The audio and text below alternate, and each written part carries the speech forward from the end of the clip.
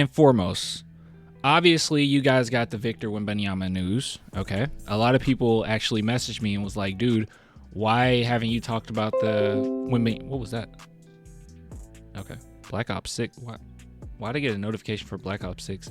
Anyways, a lot of people asked, why didn't you go over the Wembanyama stuff? But I mean, this is why you save it for live streams, man. Like, I wanted to talk to you guys about it. Wasn't going to randomly just post something because obviously you've seen it around already. So what we'll do, I want to go over this game in particular. Okay. I'm going to give a little bit of hopium, at least how I feel about the whole Wembanyama situation. After we talk about the game a little bit, and yeah, we'll do some separate segments on the actual Wembanyama stuff, right? But first and foremost, shout out to BetUS. We're going to let BetUS sponsor this segment, so they're sponsoring this segment.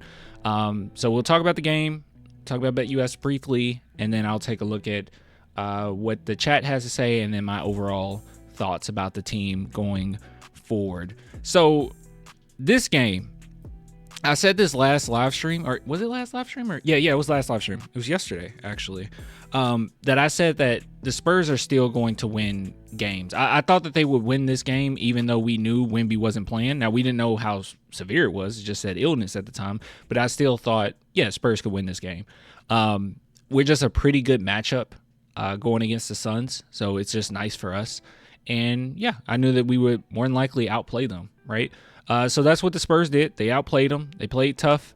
They played with a lot of energy. I was actually quite surprised by the sheer amount of pace, or that fast pace that they ran, and also dribble handoff offense as well that they began to run. So it was pretty nice. It was different.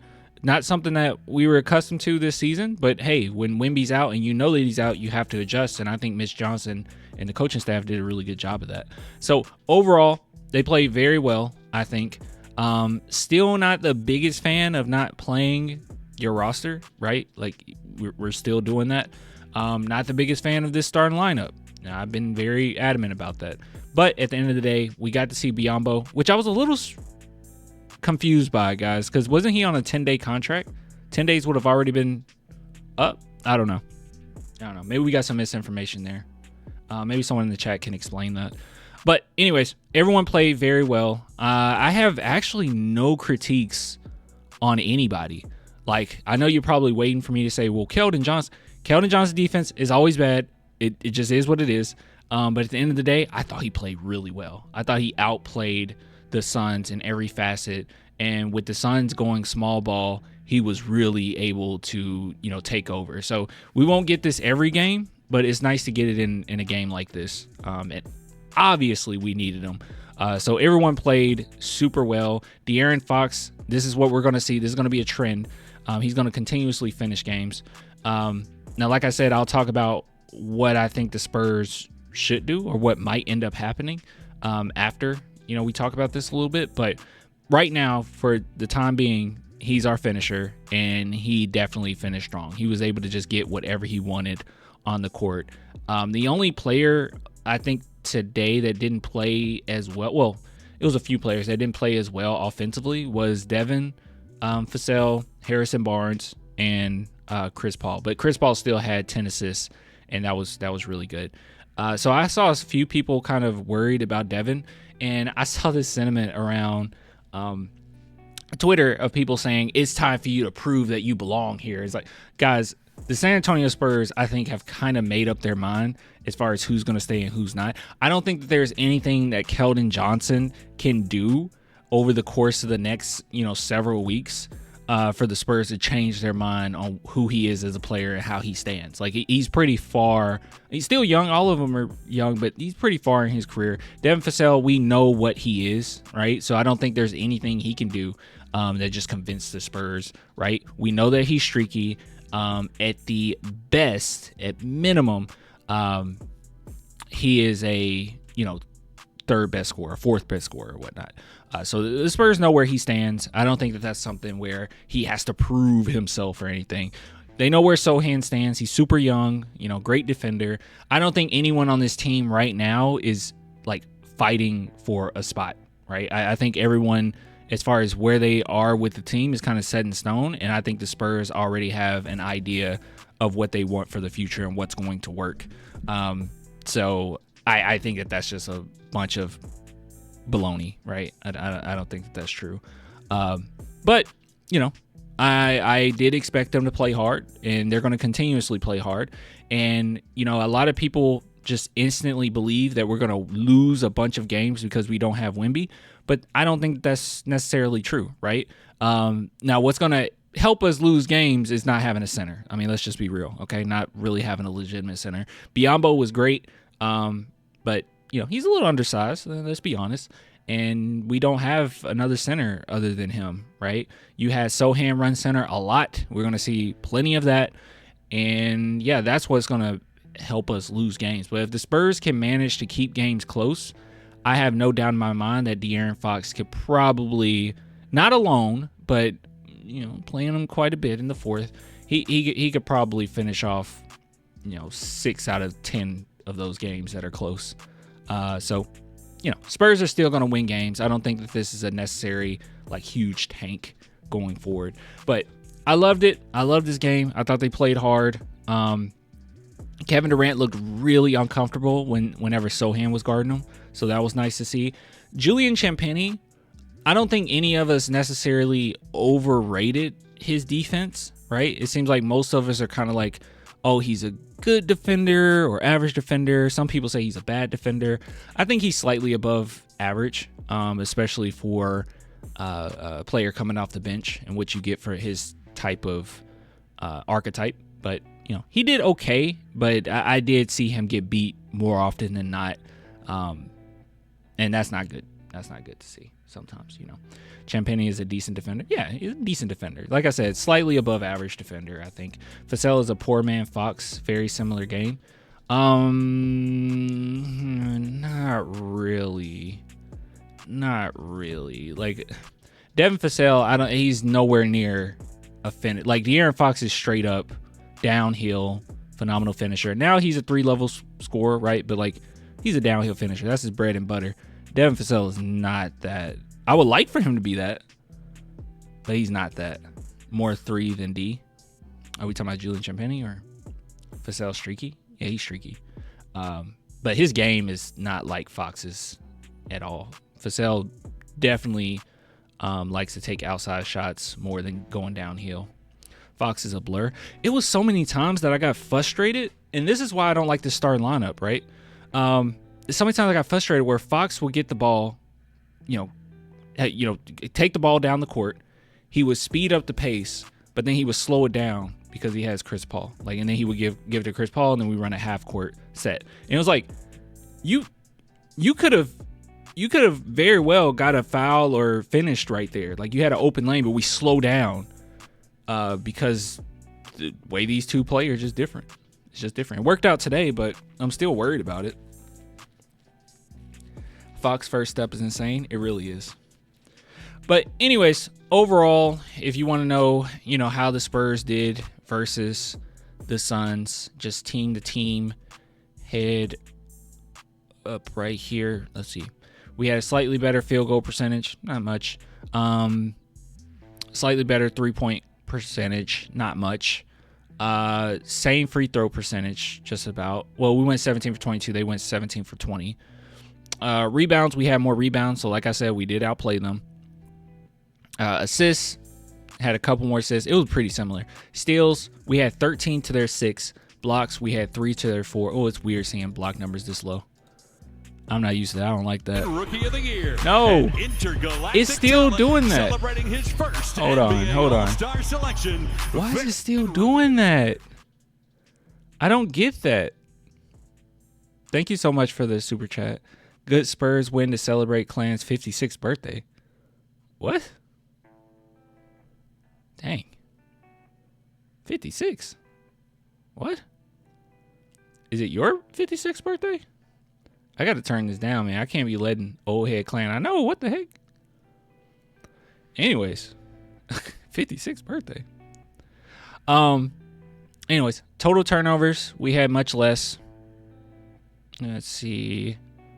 Fast break points, we had way more, so we definitely had a faster pace than they did. Points in the paint, 50 to their 36. So like I said, this isn't something that we're going to see every single game. If the opposing team has somewhat of a competent big man lineup, we're going to struggle. But like I said, if the Spurs can just manage to keep it close, I have no doubt that we can win most of those games.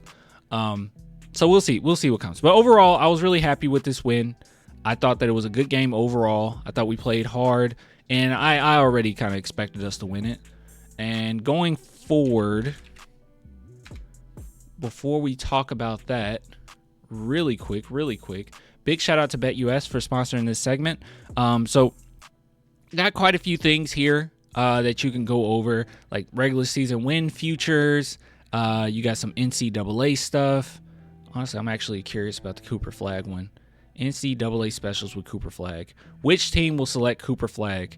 So if you look at the San Antonio Spurs, they have us with not the best odds, but better than a lot of teams' odds of getting them. So you risk 10, what is that, 180?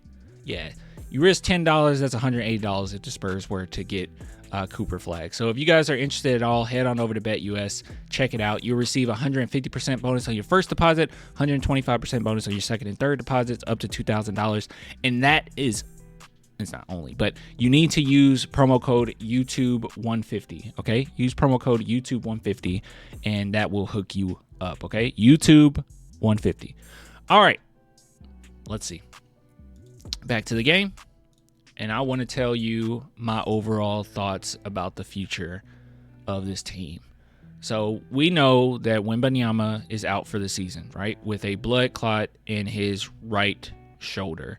So I actually heard, and it's a lot of different sources now that's out there, but I heard this early on in the day.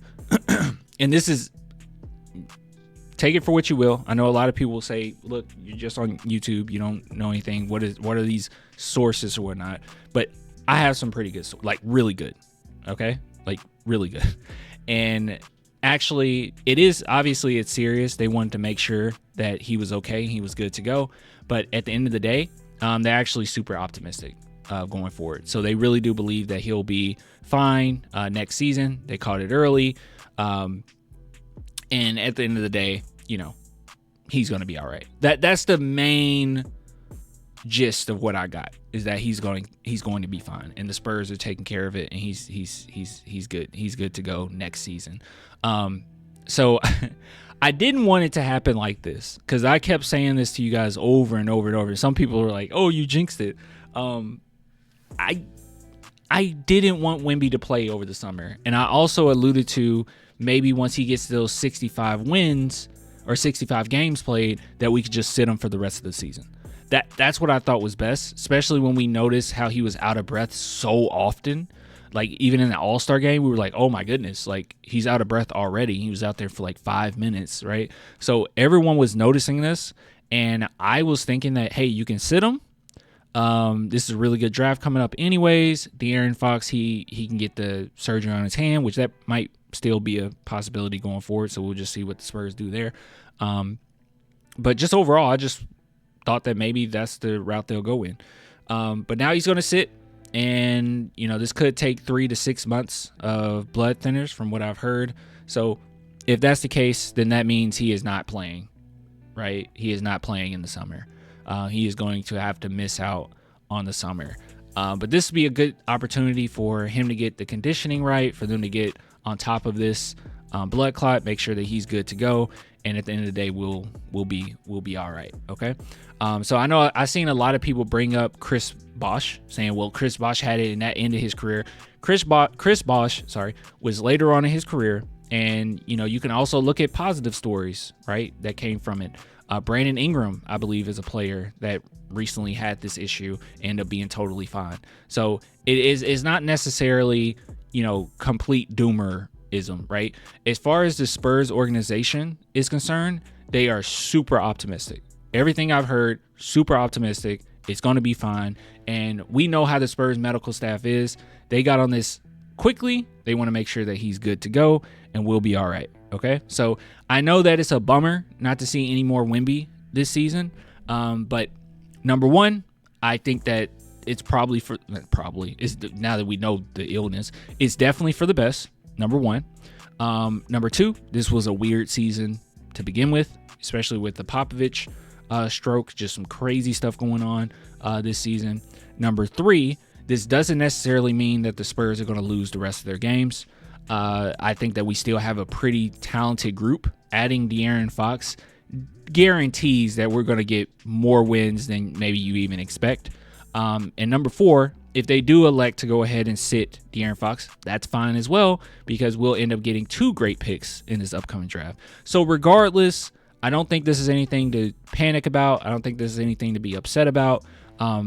Obviously, I want to see more Wemby. Obviously, I mean, if I'm being selfish, it's good for the channel to have Wemby, right? Like, more people tune in. It's going to be plenty of people in the next coming weeks start to tune out because Wemby isn't here, right? Like, there's certain fans that's just like that. And that's okay. That's cool. But at the end of the day, you know, I'm still going to be here. I'm excited. I think that we can see a lot of great things. This game in particular has some really great highlights, right? This was a fun game. So we'll still win some. We'll be all right. It's not like the Spurs were world beaters before, okay? So it's not like we were setting the world on fire, setting the world ablaze, you know, before. So we'll be all right. I think we'll be okay. Now, as far as our playoff hopes, not 100% sure on that, you know, if I'm being honest with you guys. Playing hopes and all that. I just got to be honest. Let's see. So right now we're 12th. We did tie it with the Suns. Suns really need to win this. So, yeah. Here, let me go to our games. So as you can see, there's a lot of winnables. Let's see. It's a lot of winnables. Pistons might be a little tough. But it's definitely winnable. I think, what is their record? 29-6. They basically got our record, like, just flipped, just about.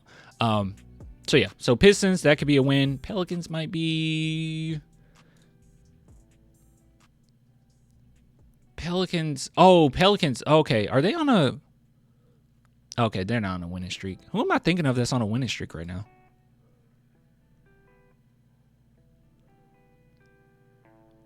Oh, maybe I was thinking about the Pistons. Okay. See. Pelicans should be a dub. So you could very well win these next 3. Houston Rockets, I don't know, guys. I'll just be transparent with you. I don't know about that one. Grizzlies, I think that's a wash. I don't think we win. We probably don't win any of these 3, right? But we can fight. Nets, possibly. Kings, possibly. Wolves, possibly. Like, there's a lot of games here. Mavericks, we could probably win those. Hornets, we can win that. So the rest of our season isn't that difficult. It's actually pretty smooth, all things considered. So we're going to see plenty of wins going forward. So I just wouldn't worry about it. Oh, and Atlanta lost tonight. You guys want some more good news? Thank you, chatter. Thank you, Chris. Atlanta lost tonight. Didn't know that. So the Atlanta Hawks are 9th seed now. So hopefully things kick into gear and they start losing more games. They should be losing games. I don't know what's going on with them. They should be losing more games than they're losing currently. So hopefully we make that happen. Yeah, it is unfortunate that Mitch, like, it took this for us to play Biyombo. I don't get it. But maybe the Spurs wanted him to be a little bit more used to, the Spurs team, be around the Spurs team a little bit more. I don't know. There's no benefit to make the playoffs at this point. Not real. I kind of agree. With G Money. G Money's a Kings fan, by the way. We're gonna make him a Spurs fan though. I kind of agree with you to an extent. There's no real benefit. Like, sure, a few guys that never made the playoffs can get a little bit of experience, but I mean, Chris Paul got the experience. De'Aaron Fox got the experience. Harrison Barnes got the experience. Biyombo got the experience, right? It really be for Castle, Sohan, and Devin, in which Sohan and Castle are super young anyways. Devin did play in a play-in game, and he played super well in that play-in game. There's no true benefit. There's no true benefit. But we can sit back, we can still cheer, And, even if the Spurs stay where they are, okay, let's say they still be 500, which is a high possibility. If they remain 500, guys, they're still going to be like bottom of the West, right? You're going to have to go on a winning streak to move up in this ladder. So more than likely, they'll stay right here, right where we're at. So we'll enjoy some wins, grieve over some losses.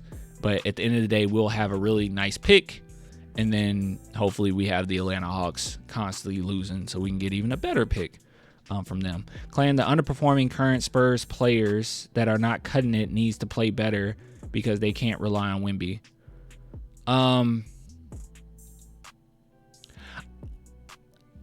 Okay, who is it on the team? Like, I really want to know this from the chat, okay? I'm not being antagonistic at all. Who on the team that you feel like isn't stepping up to what you expected? Like realistically, right? Like, I feel like Steph Castle coming to the team, we knew he was a poor outside shooter.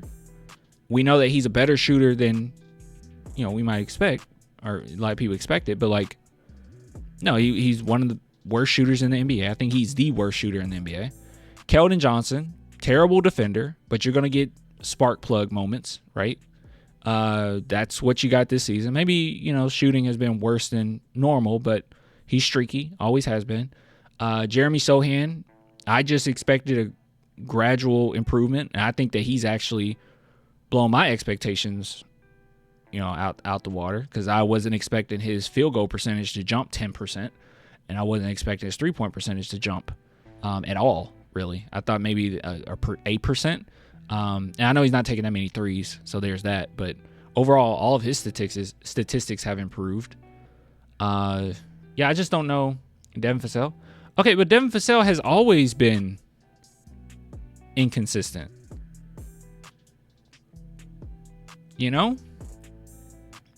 Harrison Barnes. You expected Harrison Barnes to light the world on fire? I didn't. I mean, he been fine though. Hasn't been like the best, but he's been fine. Yeah, I just don't know. I just don't know who's on this team that we're really shocked by. I haven't really been shocked by anybody, really. Like, I've wanted Devin Vassell to, obviously be more consistent, but that's like his whole career. And if he's not going to be consistent, I think he is. I mean, that just speaks to what he is. He's a third, fourth best player on a team, or scoring talent on a team. Probably end up being fourth after, the draft. And I think that's really great. Like, a fourth go-to scorer can be inconsistent. Not everyone has to be like,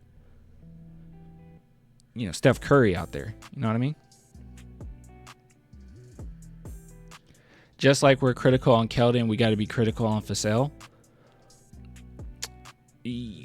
Yeah, but Vassell, there's nothing that Vassell does, at least for me, that I get genuinely upset about. Like, I've always thought that he was pretty inconsistent offensively, right? He's a decent defender, plays with a lot of energy, of course, and offensively, if I see him as a fourth best scorer on a team, I'm going to see these inconsistencies. Let's look at his stats. Just out of curiosity. I haven't looked at his stats in a while. All right. So let's see. So he's playing 3 less minutes this season. And with those 3 less minutes, he's averaging 16 points opposed to his 19 points last season.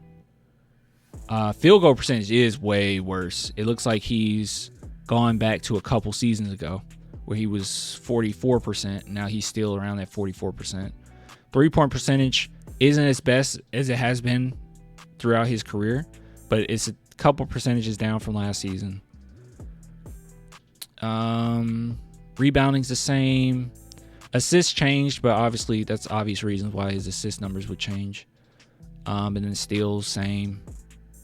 Personal fouls, same. Turnovers, the same. Yeah, I guess the field goal percentage is the one where I'm like, yeah, that's not good. 44% is not good. But, I mean, he's just been inconsistent. He's always inconsistent.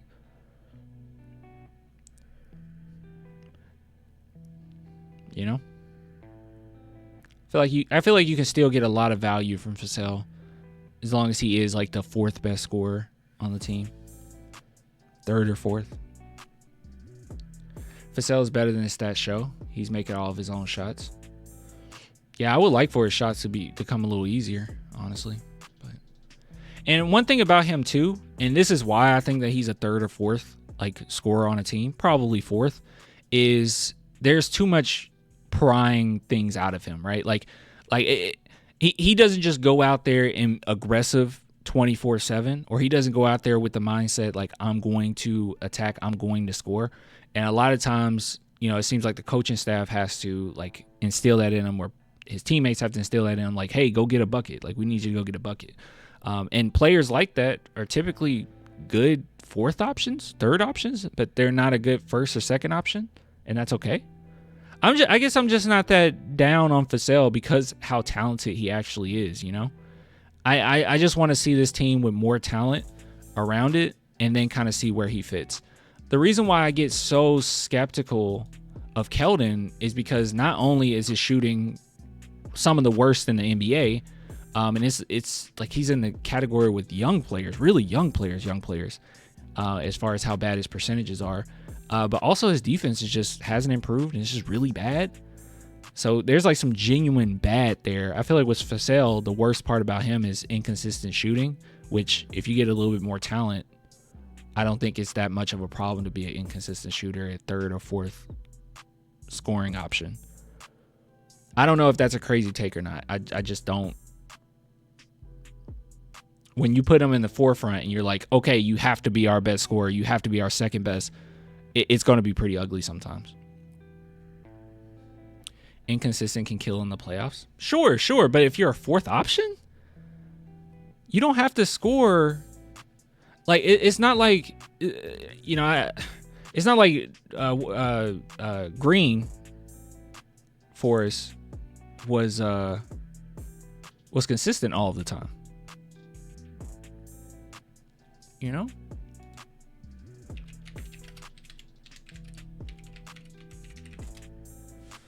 Let's see if I can find this. Why is it doing this? All right. Yeah, it's not like Danny Green was a monster all the time, Here,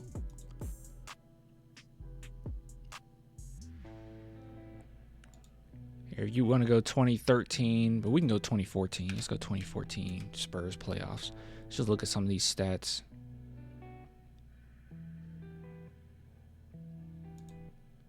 Should I go to 2014 NBA playoff summary, or should I go? I hate how this is set up. Hold on. Let's go back. We can just do it this way. You just pick a random game. All right, so that's the finals. Let's go first. Mavericks. Spurs win by 5. How did Danny Green do? Danny Green had 0 points. And keep in mind, everyone praised Danny Green from 2014 and 2013, but he was inconsistent in 2013 as well. So he has 0 points in the first game. Game 2, 6 points. And I would say Danny Green was our fourth go-to scorer, right? Is that crazy to say? I think he was our fourth. I would say number 1 was Kawhi or Duncan. I don't know. You think it was Duncan or Kawhi? I'll say Duncan. And then Kawhi, and then Tony. No, actually, I would say Duncan, then Kawhi, then Manu, then Tony, then Danny Green. Well, I guess he was our fifth scorer. Maybe we should look at what Tony Parker's stats were. My main point is you just don't have... No, it was 2013. Yeah, I know 2013 was when he really went off. I mean, we can look at that too. My main point is I just don't think you have to be consistently phenomenal all the time offensively, especially if you bring other things to the table. And I think Devin Vassell brings other things to the table. He brings good energy. He's an active defender. He's a good passer, right? He makes good reads. I don't think he has to be like phenomenal scoring wise. Let's see. I forgot we played the Lakers first. Oh, I remember. No, I do remember. I remember. Yeah, so against the Lakers, first game, 6 points. I think everyone's going to remember the finals. Just jump to the finals. Game 1 against the Heat. Let's see how Danny Green did. Had 12 points. Why can't we just, like, go to the second one? Yeah. Game. Oh, okay. Sorry, I was a little confused.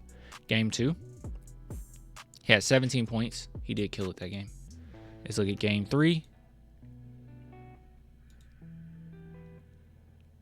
27 points. Ooh, he went off. Game 4. 10 points. This isn't consistent performances here. Game 5. 24 points. Game 6. 3 points. And then game 7, which that was just an ugly game. 5 points. It was pretty bad. But there was a lot of factors why the Spurs lost that, obviously. We all know it. Anyways, Devin's communication on defense is a big part of Castle's success defensively when they play together. Yeah, not Danny Green, I'm sorry. Devin Vassell brings a lot to the table. You know? He brings a lot to the table. He doesn't have to give us 30 points a night, you know? It's going to look ugly when he has to be the second option, which that's going to be the case now for this season. But give him another year next season when we have even a better player than him from the draft. Yeah. Make him fourth option. You got a great fourth option there. Like, you got a nasty fourth option, I think. What year is Vassell in? What year is he, guys? Fourth? We just looked at his stats. Is he fourth year?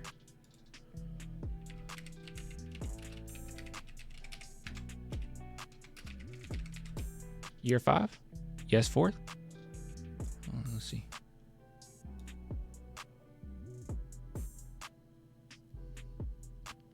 You said prime is usually 6 to 8. Yeah, he's like 3 to 4 years off of his prime. Like, he's only 24. Let me see. Let's just go to stats. There we go. He's in his 5th year. This is his 5th year. So he had 4 seasons. Now he's in his 5th. He'll be all right. He's just so talented. I just don't think this is a player that you want to immediately get off of, you know? Just because he's inconsistent a little bit from scoring. I just think you can be a little inconsistent when you're a fourth option. Now, if we're going down to the wire and it's like, no, we need you to be the second option, and it's like, no, that's not going to work. Because I think it's very obvious he's not that. But fourth, yeah, that's fine. First Wemby, second Fox, third Castle, fourth option can be whomever is in rhythm. Yeah. Devin is so talented. That's why I'm just not as critical, I think. And also, you know, he's 24. You don't need him necessarily. Like, you can make it work in the future if you want it and go a different direction. But, yeah, I'm just not that down on him. Just got to put it all in context, you know? Anyways, we'll end it here. So what are my expectations for the rest of the season? I think the Spurs will win 50-50 still. I don't think anything changes in that regard. The rest of our schedule isn't that difficult, right? So I think they can manage to get quite a few of those wins that you might not expect. And at the end of the day, I think we still remain around 12th, 13th seed, and we get a really good pick out of it, right? I don't think the Spurs fully tank. You know, now once things are completely out of reach and it's set in stone, I could very well see the Spurs just say, all right, Fox, go get your surgery. We're seeing you for the rest of the season. And even if Fox sits, I still think that you could manage to win a couple of those at the tail end there. Not only because there's teams that are tanking, but also Also, I still think the Spurs got quite a bit of talent to make it work. Take some teams off guard, Fox will be shut down after 10 or 50 games. That's what I'm thinking too, Chris. That's what I'm thinking. Anyways, big shout out to BetUS for sponsoring this segment. It's in the segment.